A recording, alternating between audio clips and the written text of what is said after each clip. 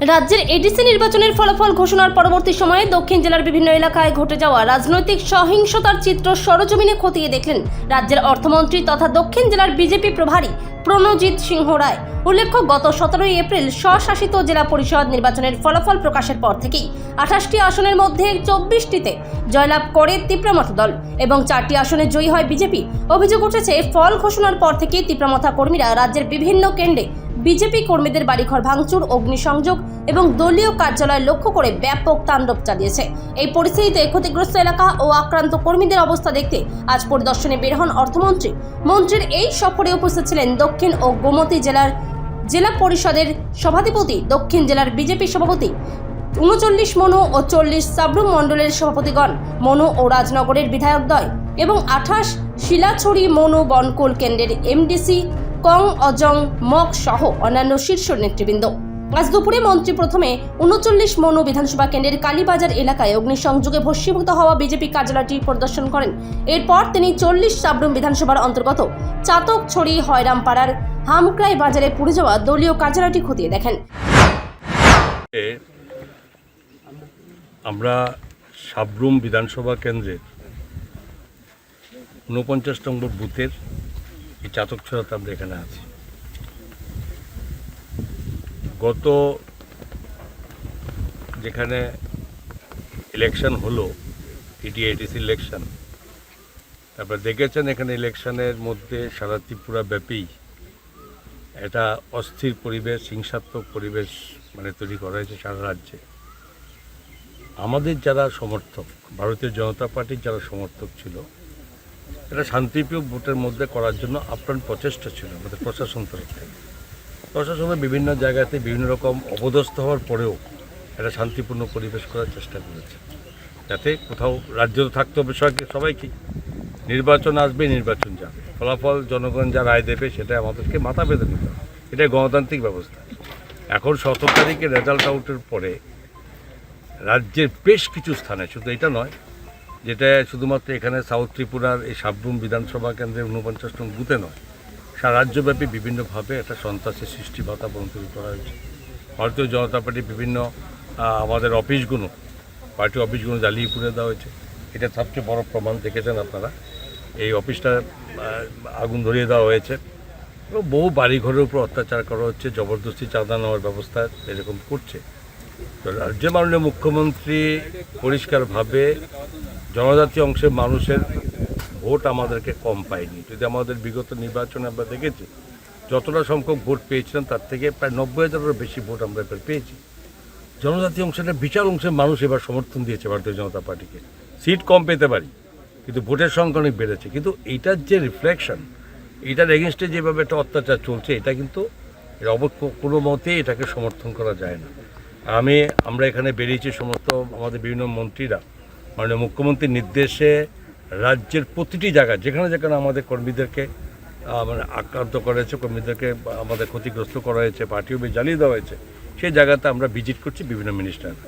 এই মুহূর্তে আমাকেও আমার এখানে দায়িত্ব ছিল সাউথ ত্রিপুরা, গোমতী ত্রিপুরা, এখানে এসেছি যাতে এটা কোনো অংশে নেই, কোনো আমাদের কর্মী সমর্থকটা এটা কোথাও ভাবার কোনো কারণ নেই যে আমরা তাদের থেকে দূরে আছি।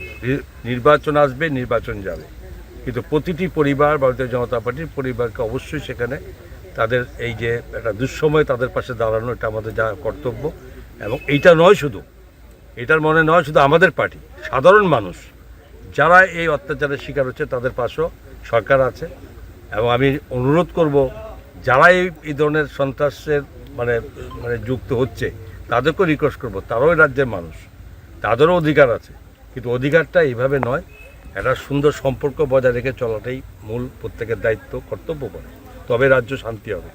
এবং এটা আমি আশা করি। এবং আমি এখানকার যারা কর্মী সমর্থক আছে তাদেরকেও বলবো শান্তভাবে, কোথাও অস্থির নয়, কোথাও তাদের মধ্যে যাতে ওদের মতো বাতাবরণ না হয়, এটা আমার একটা অনুরোধ থাকবে। সহিংসতা কারা করছে আপনার কাছে মনে হচ্ছে? সহিংসতা তো ধরুন, ভারতীয় জনতা পার্টির যদি অফিস আক্রান্ত হয়, ভারতীয় জনতা পার্টি যদি কর্মী সমর্থকদের বাড়ি ঘরে আগুন লাগানো হয়, ভারতীয় জনতা পার্টির সমর্থকদের উপর যদি মারধর করা, জুলুম করে, তো এটা তো অপোজিট পার্টি করবে। তো অপোজিট পার্টি কে জিতেছে এটা আপনি জানেন। এখানকার তিপ্রামথা জয় করেছে, এই বুথে ভারতীয় জনতা পার্টি ভোট বেশি পেয়েছে। তো এই যে ব্যবস্থাপনাতে পরিষ্কার প্রমাণিত হয় যারা এখানে ভোট কম পেয়েছে সেটার হয়তো অ্যাকশন হয়েছে ভারতীয় জনতা পার্টির হাতে, এখন টিপ্রামাতা করতে পারে। এবং এটা নয়, বিভিন্ন জায়গায় এটাও দেখা গেছে যে এর মধ্যে যারা কিছু বিরোধী পার্টি আছে, যেমন ধরুন লেফটফ্রন্টে আছে মন্দুকেতা, তো এদেরও দেখা গেছে যে ওদের ভোট অনেক কমেছে গতবারের থেকে।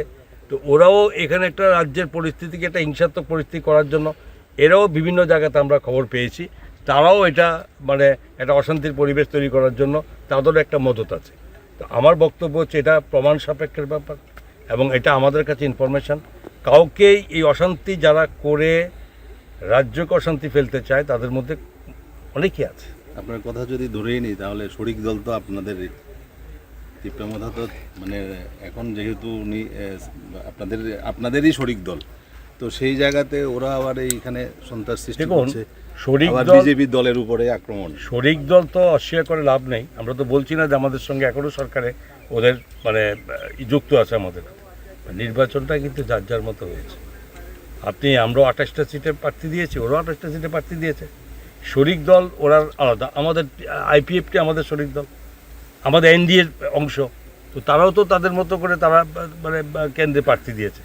নির্বাচন ওদের সঙ্গে আমাদের হয়নি, এডিসি নির্বাচনে ওরা পার্টি আমরা পার্টি দিয়েছে, সেইভাবে আপনি হিসাব করলে তো হবে না। শরিক দল আমি অস্বীকার করি না, কিন্তু এই নির্বাচন আলাদা, এই নির্বাচন যার যার মতো তাদের করেছে। রাজ্যের বিভিন্ন প্রান্তে এই ধরনের ঘটনা ঘটছে, আপনার কর্মী দপ্তর আক্রমণ হচ্ছে। রাজ্যের যে এখন এডিসিতে প্রধান বিরোধী দল মানে শাসক দল মতার যে সুপ্রিমো, ওনার কাছে আপনি কি আহ্বান রাখবেন? ওনার কাছে অবশ্যই আমাকে বলতে হবে, যিনি ওনার দল এডিসিতে ওনার সংখ্যাগরিষ্ঠতা নিরঙ্কুশ সংখ্যাগরিষ্ঠতা পেয়েছে এবং তারাই এডিসি সরকার গঠন করবে।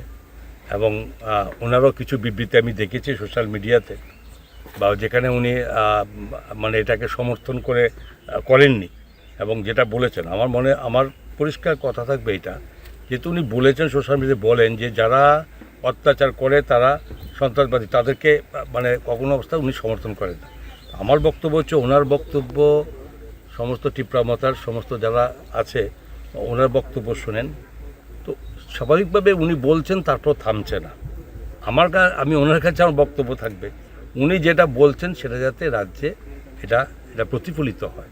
ওনার বক্তব্য উনি শান্তি চেয়ে বলছেন কথা, সে শান্তি যাতে বিরাজ থাকে, এটা আমার আবেদন থাকবে। রিপোর্ট সংবাদ প্রতীক্ষা।